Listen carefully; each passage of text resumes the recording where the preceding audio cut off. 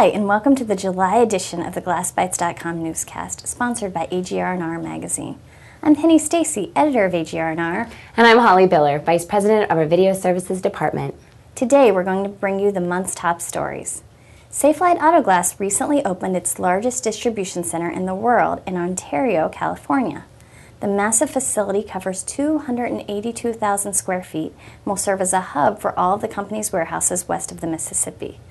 The hub features flags that represent all of the countries where Belron does business throughout the world.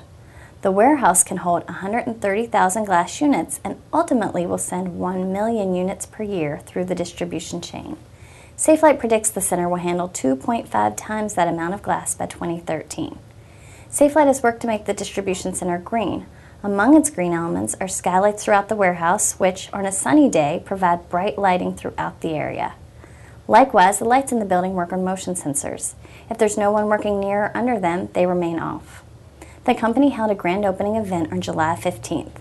The opening also included some entertainment. Employees rose on forklifts bearing Safelite banners while setting off confetti to the tune of U2's It's a Beautiful Day.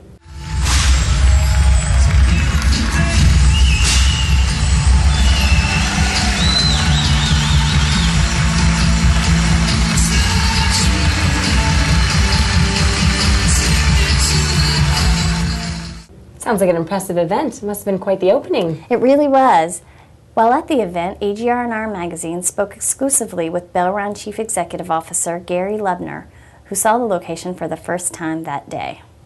It's the biggest that we've got in the world by a factor of 2. It doesn't compare with anything in the world because, frankly, we've used all the best practice that we've had everywhere else in the world and just made it even better. So everything that we see over here, we kind of aspire to in most of our other distribution centers. And I think what the fantastic thing is we've managed to pull together all the best bits of all our other best distribution centers and put that into Ontario. So I'm absolutely delighted with what I've seen today. Belron U.S. President and CEO Tom Feeney also told me about how the distribution center will function. What we'll end up with is a two-pronged supply chain strategy with product coming in from Asia, coming in here as opposed to Enfield now, and the plant filling the East Coast distribution center. Feeney also said this isn't the company's last expansion here in the United States. As part of the overall supply chain study, we are expanding our footprint with warehouses. This year we will open 6 new warehouses and relocate or expand 10 additional warehouses. And we'll likely do something very similar in 2010. So we see the supply chain investments that we're making positioning our company for the next 5 to 10 years and to get product closer to where we can serve customers faster, more conveniently, and with product that is difficult to get elsewhere. Just one day after the new distribution center opened, several independent Minnesota glass shops prevailed in a long-awaited court case that has been under the review of the state Supreme Court. The court reversed several recent cases involving the anti-assignment clause in an auto insurance policy and how it relates to auto glass shops. A court of appeals had ruled in 2008 that the non-assignment clause protects insurers from having to deal with auto glass shops. The recent ruling, however, reverses the opinion of the appeals court. All of the shops were represented by Chuck Lloyd of Livgard and Lloyd. We caught up with Lloyd in May at the Spring AutoGlass Show as he awaited the decision. The reality of it is that every single state that's addressed this issue, every one of them has gone our way. The lawyer for the insurance company was asked that question by one of the justices of the court, and she said no, there really aren't any states that go the way the insurance companies are going, and they're really asking Minnesota to sort of stick its neck out and be a trailblazer on a topic that's been around in Minnesota for well over a century. So there's really no reason to do what they're asking, and I don't think the court will do that. Shortly after the ruling was made, Lloyd told glassBYTEs.com that he was disappointed the victory took so long to achieve, but was pleased with the ultimate results. We'll be right back after a message from one of our sponsors. How would you like to do twice as many windshield repairs a day? Well, there's good news. With Aegis Tools, you can. The same company that brought you glass handlers and the Solo 2 now presents its new Quicksilver technology.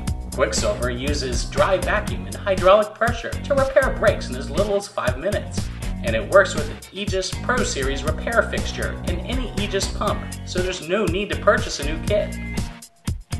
Think of Aegis Tools International for proven windshield repair tools and equipment, and go to aegistools.com for all your windshield repair and AutoGlass needs. And we're back. Minnesota's not the only state that's been making news lately. The California Air Resources Board recently voted to adopt AutoGlass regulations that would change the way new cars are manufactured and glass is replaced in the state. The regulations will require that as of 2012, satellites in vehicles sold in the state must reject 45% of the sun's heat-producing energy, and that windshields must reject 50% of the sun's energy. In 2016, this will be taken a step further when car manufacturers will be required to install satellites that prevent at least 60% of the sun's heat-producing rays from entering the car's interior, or propose an alternative technology to achieve an equivalent result. The regulations are designed to cut down on vehicle emissions by keeping cars cooler without making the vehicle's air conditioner work as hard as it has had to in the past. Mukesh Rastegi, Director of Strategic Product Management for Pittsburgh Glass Works, has been one of many glass industry proponents of the regulations. I think the California regulations are helping the glass industry bring value-added products into the mainstream market. These are products that have been used in luxury cars for quite some time, but now with the regulation they'll be forced into the mainstream market. It's no surprise that on the very day this passed, the U.S. House of Representatives was voting to pass a similar piece of climate change legislation. Though the legislation is somewhat general and does not address AutoGlass, the goal is the same as that of AB 32, the bill that led to the recent glass regulations in California, to reduce greenhouse gas emissions. And reducing greenhouse gas emissions may become even more important as travel is on the rise again. In May, the Department of Transportation reported that vehicle miles driven were up over the previous year for the second consecutive month. Though it was a small increase, at 0.1%, it's still a good sign of an uptick in the economy, as travel has been down for more than a year. Vehicle miles driven only dropped in 2 of the nation's 5 regions for the month, the Northeast and South Atlantic regions. Speaking of travel, many industry representatives have started to make their plans for this year's AutoGlass Week in Las Vegas, which is approaching quickly. So far, it sounds like an interesting lineup. The keynote speaker for the International AutoGlass Safety Conference is Captain Sullenberger. What an opportunity! Captain Sullenberger, commonly referred to as Sully, was the pilot who landed the Miracle on the Hudson, U.S. Airways Flight 1549, this past January. It turns out the captain has quite a background in safety and cites this commitment for giving him the courage and the ability to make a safe landing in a stressful situation. He'll be talking about his commitment to safety and personal responsibility and the part it played in the famous water landing in which he saved 155 passengers. Egress-registered companies will be given the chance to have breakfast with the captain prior to his keynote and to get his autograph.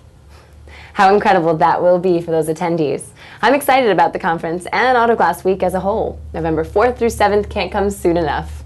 I agree, and it's really not just the one event. AutoGlass Week actually includes 6 events, all of which are outlined at www.autoglassweek.com. In addition to the International AutoGlass Safety Conference, the week also includes the IGA Marketing Conference, NWRA Marketing Conference, 5th Annual AutoGlass Technician Olympics, and 4th Annual Walt Gorman Memorial Windshield Repair Olympics, in addition to the AutoGlass Expo at NACE. Be sure to watch future newscasts for coverage on the event on location from Mandalay Bay Convention Center in Las Vegas. We look forward to seeing many of you at the conference as well. Thanks, Holly, and thanks to you for joining us for this edition of the glassbytes.com newscast. I'm Penny Stacy. And I'm Holly Biller. And we'll see you next time.